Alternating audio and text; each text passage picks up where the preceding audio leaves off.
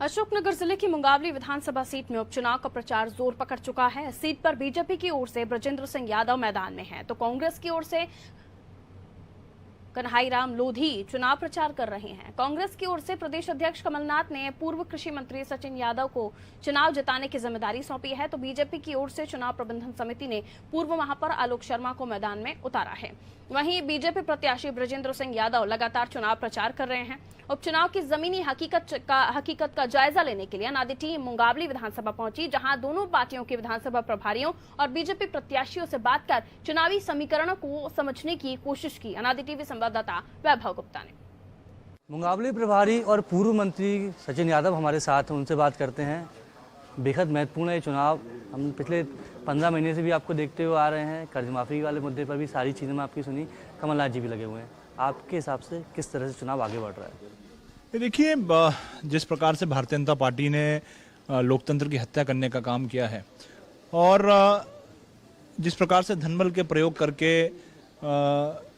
एक निर्वाचित व्यक्ति जिनको बड़ी उम्मीदों और बड़ी आशाओं से 2018 के चुनाव में इस क्षेत्र की जनता ने भोपाल की पंचायत में भेजा था ताकि वहां जाकर वो उसकी आवाज़ उठा सके, लेकिन क्षेत्र के विकास की बात करना तो दूर, उन्होंने लोगों का विश्वास तोड़ने का काम किया, लोगों के वोट बेचने का काम किया। और इस चीज़ का मलाल, इस चीज़ का दुख, खेद आज हमारे मुंगावली की जनता के बीच में है। एक भारी आक्रोश जो है जनता के बीच में है और निश्चित रूप से जनता जो है 3 तारीख का बड़ी बेसब्री से इंतजार कर रही है और एक ऐसा सबक ऐसे तमाम लोगों को सिखाने का काम इस मुंगावली की जनता करेगी ताकि भविष्य में कोई भी जनप्रतिनिधि इस तरह का काम नहीं कर सके। कर्ज माफी का जो ब्लूप्रिंट था आपके नेतृत्व में तैयार किया गया था, कमलनाथ जी की देखरेख में तैयार किया गया था, लेकिन बीजेपी लगातार यही आरोप लगाती है कर्ज माफी के नाम पर जो 2 लाख तक का कर्ज माफ करने की बात की थी वो नहीं हुआ। देखिए, भारतीय जनता पार्टी की प्राथमिकता में ना पहले कभी किसान था, ना आज है, ना ही कब भविष्य में है। भारतीय जनता पार्टी या मेरे किसान, मेरे अन्नदाता भाइयों को सिर्फ एक वोट बैंक के रूप में देखती है और वो अच्छी तरह से जानती है कि सत्ता तक पहुंचना है, अगर सरकार बनानी है तो उसका जो माध्यम है वो मेरे किसान साथियों के बीच से होकर के जाता है। और इसीलिए आप इनका इतिहास उठा करके देख लीजिए, इन्होंने जब जब सरकार बनाई है, इनकी हर सरकार जो है एक झूठ के आधार पर बनी हुई थी। 2008 में शिवराज सिंह जी ने कहा था कि 50,000 का कर्ज माफ करेंगे। पटवा जी ने कहा था कि सुई से लेकर ट्रैक्टर तक का कर्जा माफ करेंगे। उमा भारती जी ने कहा था कि 24 घंटे बिजली जो है किसानों के खेतों में देंगे। मोदी जी ने कहा था 15 लाख रुपए किसान के खाते में डालने का काम करेंगे। लेकिन सरकार बनने के बाद किसान को तो ये लोग भूल गए और सिर्फ सत्ता हथियाने के बाद इन्होंने सिर्फ पूंजीपतियों, जो इनके उद्योगपति मित्र और दोस्त होते हैं, उनके लिए नियम कानून बनाने का काम ये लोग करते हैं। और जहां तक ऋण माफी का सवाल है, इस देश के इतिहास में अगर ऋण माफी जैसे साहसिक और ऐतिहासिक कदम उठाने का काम अगर किसी ने करे हैं तो दोनों बार कांग्रेस पार्टी ने करे हैं। सुविधाएं तो अच्छी हैं, लेकिन रोजगार की कहीं ना कहीं कमी। हम लोग भी लगातार क्षेत्र में घूमे, किसान मतलब जो युवा है वो ये कह रहे हैं कि रोजगार और मिलना चाहिए, तो 15 महीने आपकी सरकार रही। देखिए, निश्चित रूप से 15 महीने की हमारी जो सरकार रही है, इस सरकार में हमारे नेता का ये बहुत प्रयास रहा है और किसान और युवा की चिंता उनको हमेशा रहती थी। हमने नई नीतियां हमने लागू करने का काम किया, नई योजनाएं हमने बनाने का काम किया। मध्य प्रदेश में के इतिहास में पहला अवसर होगा जब किसी मुख्यमंत्री ने जो नए रोजगार स्थापित होंगे उस नए रोजगारों में 70% आरक्षण हमारे स्थानीय नौजवानों के लिए करने का कानून बनाया। हमने जो है हमारी जितनी भी नगर पंचायतें हैं, नगर निगम है, वहाँ पर हमने हमारे नौजवानों को स्टाइपेंड देने का काम हमने उनको ट्रेनिंग देने का काम किया, उनके कौशल विकास करने का काम हमने दिया।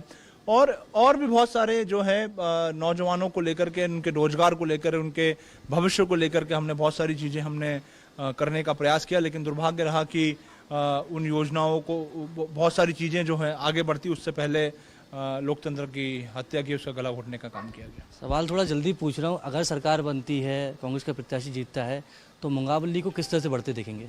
देखिए, मुंगावली में विकास की अपार संभावना है। बड़ा दुर्भाग्य है कि हमारे कृषि प्रधान हमारा मुंगावली का क्षेत्र है, लेकिन यहाँ पे सिंचाई के साधनों की बहुत बड़ी कमी है। जो आधार मूलभूत सुविधाएं हैं, उन मूलभूत सुविधाओं की बहुत सारी कमी है। हमारे किसान यहाँ पर बहुत मेहनतकश है, परिश्रमिक हैं और अच्छी खेती खिंचानी करने का काम यहाँ लग करते हैं।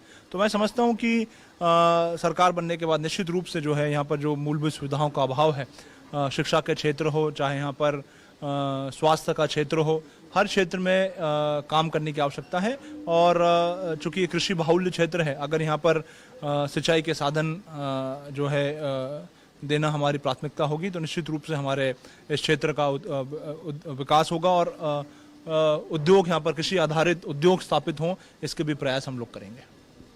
ये तो थे हमारे साथ विधानसभा प्रभारी और मंत्री सचिन यादव, जिन्होंने कहा कि मुंगावली क्षेत्र में संभावनाएं अपार हैं, हम उन संभावना को विकसित करेंगे और कृषि के साथ ही युवाओं को रोजगार भी देंगे। मुंगावली में चुनाव प्रचार जोर पकड़ चुका है। बीजेपी के प्रत्याशी बृजेंद्र सिंह यादव जी हमारे साथ हैं। सर, बहुत सारी उम्मीदें हैं अब जनता को आपसे, क्योंकि आपने जनता के लिए ही सब कुछ किया है, तो अब क्या उम्मीद की जाए? नहीं, चूँकि जनता को जो उम्मीद थी पहले, जिस उम्मीद से जनता ने हमको चुना था और जिस उम्मीद से मध्य प्रदेश में कांग्रेस की सरकार बनाई थी, तो उस उम्मीद पर हम भी खरा नहीं उतर पाए। वो सरकार तो उतरी नहीं, वो उसी का कारण रहा कि सरकार जब नहीं उतर पाई तो फिर हम सरकार को छोड़कर दूसरी सरकार में आ गए, पार्टी छोड़कर दूसरी पार्टी में आ गए। आप तो साफ गोई से स्वीकार करते हैं कि कमियां रह गई थी, लेकिन कमलनाथ जी लगातार कह रहे हैं, जहां भी सभा में जाते हैं कहते हैं हमने कर्ज माफ़ी की थी, लेकिन हमने भी लोगों से बात की, वो कह रहे हैं कि डिफॉल्टर बना दिया हमें। तो यही तो मैं कह रहा हूँ ना कि अगर ऐसा हुआ है उनने कर्ज माफ़ी, ये बात तो मैं नहीं, आप लोग मीडिया से ज़्यादा तो कोई नहीं जान सकता, पूछ सकता है। आप किसी एक किसान नहीं मिलेगा ये कह देगा मेरा कर्ज माफ हुआ।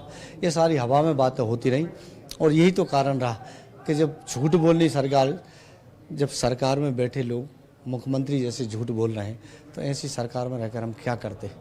आज हमको गर्व है कि हम वो सरकार छोड़कर जिस सरकार में आए हैं, जो सरकार बनाई है, जिस पार्टी में आए हैं, आते ही और सरकार बनते ही आपने देखा होगा कि शिवराज सिंह जी ने 2,500 करोड़ का कर्जा माफ, किसानों का बीमा की राशि डलवाई, फिर 6,000 भी आना शुरू हुई है। अब मैं ये कह रहा हूँ कि किसान इतना खुश है कि ये सरकार बनते ही खातों में पैसा उसी दिन से डलना चालू हुआ। साहब, कौन कौन सी राशि आ रही हमको तो पता ही नहीं है। तो कम से कम ये तो किसान को ये लगा वास्तव में कि ये सच्ची सरकार किसानों की, गरीबों की भारतीय जनता पार्टी की सरकार है, कांग्रेस नहीं थी। ये तो केवल हवा वाली सरकार थी, बातों वाली सरकार थी। सर, फिर से मौका मिलेगा तो अब हम क्या उम्मीद करें? मुकाबले की जनता क्या उम्मीद करे? जनता को पूरा विश्वास है, मुझ पर भरोसा है, हमारे माननीय सिंधिया जी पर भरोसा है, माननीय शिवराज सिंह जी पर भरोसा है, भारतीय जनता पार्टी की सरकार पर भरोसा है और हम तीसरी बार हैट्रिक बनाएंगे जरूर। ये तो से बीजेपी के प्रत्याशी बृजेंद्र सिंह यादव, जिन्होंने कहा कि तीसरी बार हम हैट्रिक बनाएंगे, अब वो तेजी से आगे बढ़ेंगे। बीजेपी और पूर्व महापौर आलोक शर्मा जी हमारे साथ हैं। सर, क्या कहता है मुंगावली? देखिए, मुंगावली में बहुत इस उपचुनाव भारतीय जनता पार्टी का एक एक कार्यकर्ता 285 मतदान केंद्रों के ऊपर सक्रिय हो गया है।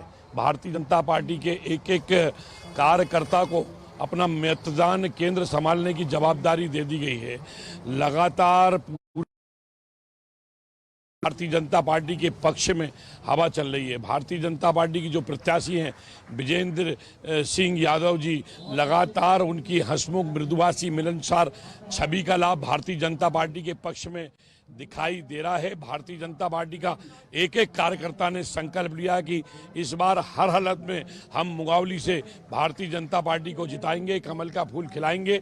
और जिस तरह से कांग्रेस के नेताओं ने, कांग्रेस के प्रदेश के पूर्व मुख्यमंत्री कमलनाथ जी ने और दिग्विजय सिंह ने महाराज ज्योतिरादित्य सिंधिया का अपमान किया है, उस अपमान का बदला मुंगावली क्षेत्र की जनता लेगी। कर्ज माफी के मुद्दे पर हमने किसानों से बात की, किसान कह रहे कि डिफॉल्टर बना दिया हमें। तो नहीं, कांग्रेस ने हमेशा झूठ बोलने का काम किया है।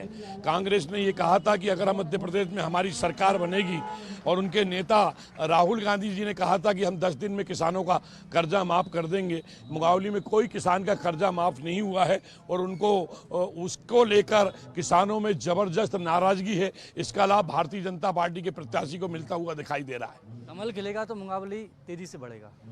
निश्चित रूप से मुंगावली में लगातार मैं समझता हूं कि भारतीय जनता पार्टी की शिवराज सिंह चौहान की सरकार ने लगातार कई विकास के काम किए हैं और यहाँ पे स्मार्ट सिटी भी आई हुई, उसको लेकर भी काफ़ी डेवलपमेंट हुए हैं और मुझे लगता है कि मुंगावली में भारतीय जनता पार्टी जीतेगी, कमल का फूल खिलेगा। और मैं तो ये कहना चाहता हूँ मध्य प्रदेश की 28 सीटें भारतीय जनता पार्टी के पक्ष में आ रही हैं और पूरी सीटें भारतीय जनता पार्टी जीत रही है। कांग्रेस के प्रति गुस्सा है क्योंकि कांग्रेस एक बूढ़ी पार्टी हो चुकी है, कांग्रेस को हार्ट अटैक हो चुका है, कांग्रेस का हार्ट फेल हो चुका है और पूरे 28 की 28 सीटों में भारतीय जनता पार्टी का कमल खिलने वाला है।